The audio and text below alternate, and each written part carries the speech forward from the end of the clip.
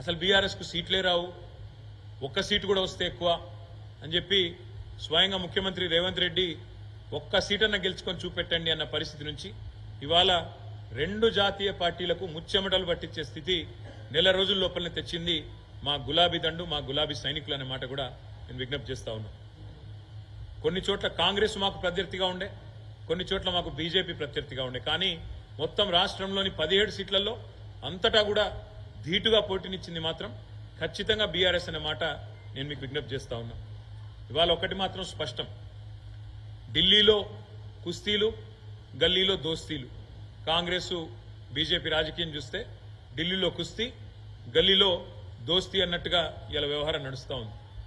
ఢిల్లీలోనేమో ఏదో కొట్లాడుతున్న యాక్టింగ్, కానీ ఇక్కడ దాదాపు 6-7 సీట్లలో ఇవాళ తెలంగాణలో కాంగ్రెస్ పార్టీ బలహీనమైన డమ్మీ అభ్యర్థులను పెట్టి ఇవాళ కరీంనగర్తో సహా, నిజామాబాద్తో సహా, అదేవిధంగా నిజామాబాద్లో డమ్మీ అభ్యర్థి నేను ఎందుకంటా ఉన్నా అంటే జీవన్ రెడ్డి గారు సీనియర్ నాయకుడే, కానీ ఆయన పోటీ చేయాలనుకున్నది కరీంనగర్ నుంచి. ఆయనను బలవంతంగా ఆయనకి ఇష్టం లేని నిజామాబాద్లో రుద్దింది కాంగ్రెస్. కరీంనగర్ అభ్యర్థి ఎవరో ఎవరికి తెలియదు.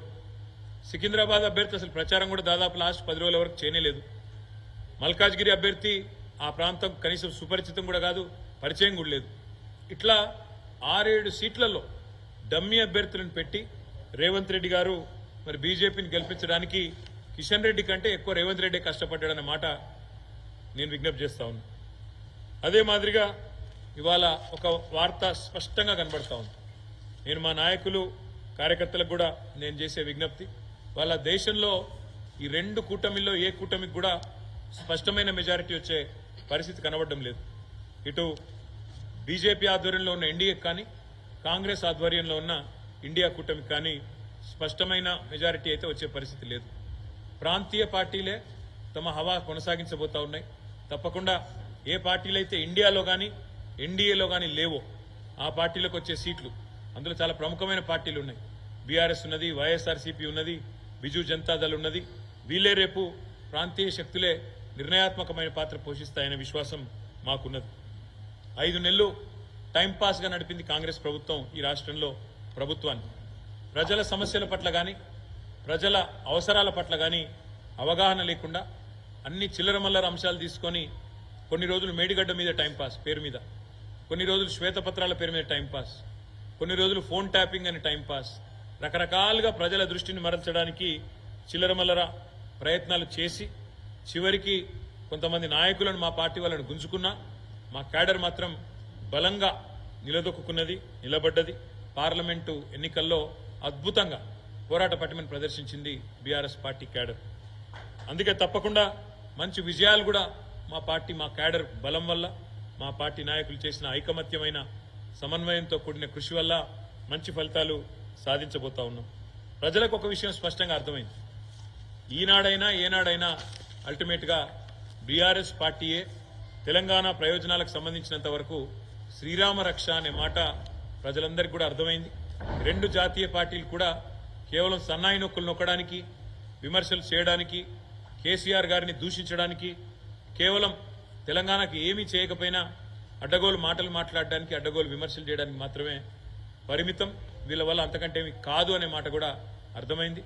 చివరిగా నేను చేసే విజ్ఞప్తి, నేను చెప్పే మాట ఒకటే, ఇవాళ మా పార్టీ నాయకులు, మా పార్టీ కార్యకర్తలు ఎవరెవరైతే ఈ ఎన్నికల్లో అద్భుతమైన పని చేసినారో వారందరికీ ధన్యవాదాలు తెలియజేసుకుంటూనే వారికి ఇంకొక మాట కూడా నేను విజ్ఞప్తి చేస్తా ఉన్నాను.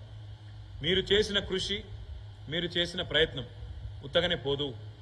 పార్లమెంట్ ఎన్నికల్లో మంచి ఫలితాలతో పాటు, మంచి ఓట్లతో పాటు, సీట్లతో పాటు రేపు తొందరలోనే జరగబోయే స్థానిక సంస్థల ఎన్నికలకు కూడా మీరు చేసిన పని, మీరు పెట్టిన ఎఫర్టు ఇదొక పునాది కాబోతా ఉన్నది.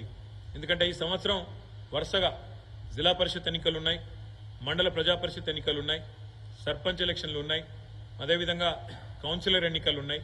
ఇవన్నిటికీ ఒక బలమైన పునాది, ఒక బలమైన మరి ఎఫర్ట్ ఏదైతే మనం చేసినామో తప్పకుండా ఇవన్నిటికీ ఇది ఒక బలమైన ప్రాతిపదికగా మారుతుంది. తప్పకుండా కాంగ్రెస్, బీజేపీ శాయశక్తుల ఎన్ని ప్రయత్నాలు చేసినా తప్పకుండా మీ అందరి ఎఫర్ట్ వల్ల మళ్ళీ తెలంగాణ ప్రజల ఆశీర్వాదంతో బీఆర్ఎస్ పార్టీ ఈ 3 పార్టీలలో అత్యధిక సీట్లు సాధించిన పార్టీగా నిలబడబోతుందని చెప్పి కూడా తెలియజేస్తూ మళ్ళొక్కసారి మాకు ఎన్నికల్లో ఓట్లేసిన ప్రజలకు అదేవిధంగా అహర్నిశ